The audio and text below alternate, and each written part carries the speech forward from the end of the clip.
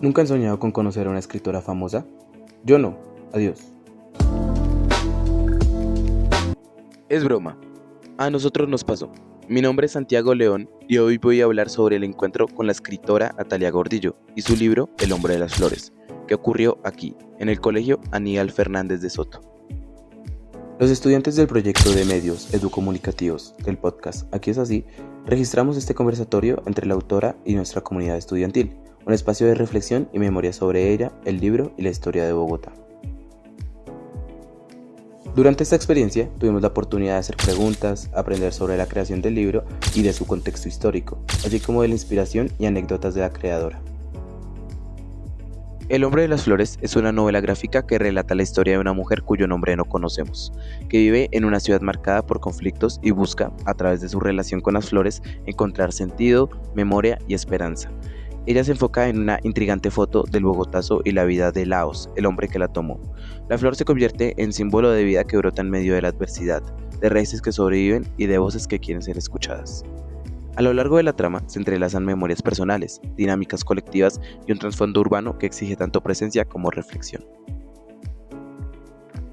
El eje central es el Bogotazo. El 9 de abril de 1948, tras el asesinato del líder liberal Jorge Eliezer Gaitán, estalló un movimiento popular en Bogotá, un hecho que manchó con disturbios, sangre y destrucción la historia de la ciudad, y provocó un cambio drástico en el rumbo de Colombia. Ese episodio marca de muchas maneras la memoria urbana, los silencios colectivos y las formas de reconstrucción de la ciudad. En relación con el hombre de las flores, podemos ver cómo la flor, como símbolo, la delicadeza que florece en medio del ruido, dialoga con la memoria de la ciudad que no olvida y que necesita expresarse. Aquí algunos fragmentos de la experiencia. ¿Qué pasa? Que digamos cuando uno hace un producto literario, cuando tú haces una historia necesitas tres cosas, diría yo. Necesitas una idea clara, básicamente de qué va el libro.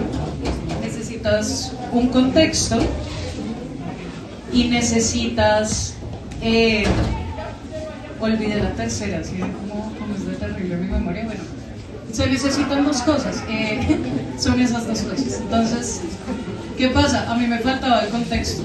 Yo hice una historia que no estaba en ningún lugar, no tenía una ciudad, el personaje no tenía como ningún vínculo con lo que le pasaba, y yo como escritora pues tampoco estaba escribiendo algo de lo que yo conociera.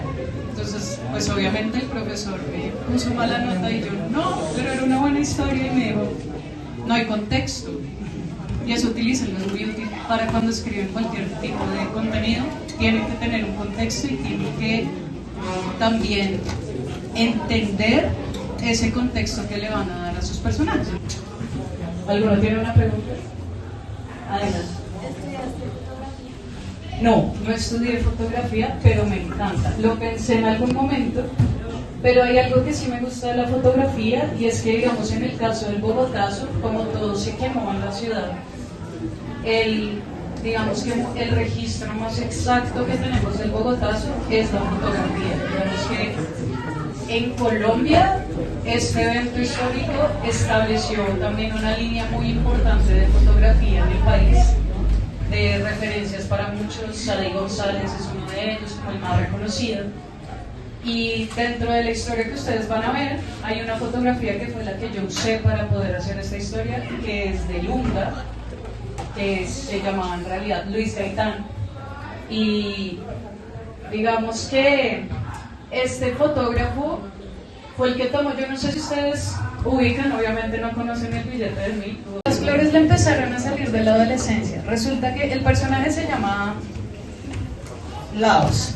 Resulta que pasa que Laos le empiezan a salir en la adolescencia precisamente porque a mí me parecía interesante que fuera como esa transición de la niñez a la adultez, que él tuviera como ese cambio que él no entendía, porque pues cuando uno es adolescente pues también pasa, o sea, le pasan un montón de cosas a uno que uno no sabe qué pasa con eso, ¿sabes? Como pues como no entender, y entonces que le cambió uno la voz y uno que se le engrasa más el pelo, bueno, todas esas cosas que uno lo achanta de joven. Y yo decía, imagínense O sea, yo pensaba, y qué trágico que en vez de que uno empiece a sudar un montón, te salga una margarita por acá. Y uno no, que vale, porque ¿cómo le explicas tú a tus amigos que te sale una flor en el cuello? Es como, era mucho más fácil para mí que fuera desde la adolescencia, porque es un momento en el que a uno le pasan un montón de cosas que uno, por no entenderlas, a veces las oculta, como no lo entiendo, entonces pues me lo voy a guardar, me voy a cortar las flores para que nadie las vea, para que nadie me juzgue. Un poco como que cambié los granos por flores, que muy pocas palabras. Desafortunadamente pues ya no tantos, porque la mayoría pues ya de viejitos pues ya no tienen esa historia. Ella tenía un jardín y yo me acuerdo mucho de su casa, tenía un jardín lleno de orquídeas y a mí eso me parecía tan lindo. Ella sabía como cada tipo de orquídea, cómo cuidarlas, cómo hacer que su vida se preservara de la manera correcta. Y yo la quería un montón, o sea, era como muy cercana a ella y me parecía muy hermoso el cariño que le tenía a las orquídeas. Y yo hablaba mucho de su esposo, que murió, era un doctor, y murió pues mucho antes que ella. Y hablaba con un amor de ese hombre, entonces era como, qué bonito, como que yo dije, bueno, una historia de amor con un man que le da flores que le salen del cuerpo, pues está como raro, pero suena interesante. Y me basé en mi abuelo, que básicamente mi abuelo sí estuvo en el Bogotazo, es decir, él sí estuvo en el centro, él era abogado y estuvo en el centro mientras pasó el Bogotazo. Entonces él me contó, bueno, no él, porque también murió. Tantos relatos de los que uno no tiene total evidencia, que es una historia que a la final puede que yo le haya metido fantasía, pero en realidad muchas de las historias del Bogotazo parecen también fantasía de lo raro que parece que algo pudiera pasar así, o sea, solamente eso, que en una sola fecha, un día había tranvía y al otro ya no había el medio de transporte más usado del centro de Bogotá, por ejemplo. Eso es, imagínense como que un día ustedes se levantan y no hay Transmilenio, o sea, pero nada, ningún rastro, se quemó todo el Transmilenio. Entonces, es como uno dice, no, pues, ¿qué pasa? Pues le cambia la vida a uno, cómo se mueve uno. ¿Saben cómo se mueve la mayoría de la gente en la ciudad?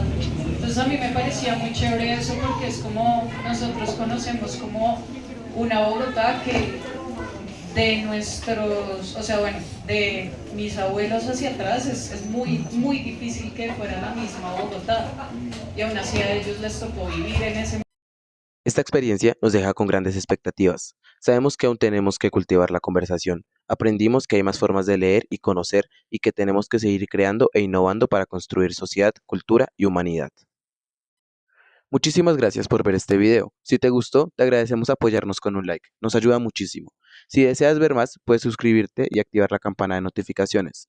También puedes revisar el contenido alternativo publicado en nuestras redes sociales, TikTok e Instagram, y escuchar nuestro podcast Aquí es así, disponible tanto aquí en YouTube como en Spotify. Sin más que añadir, hasta la próxima.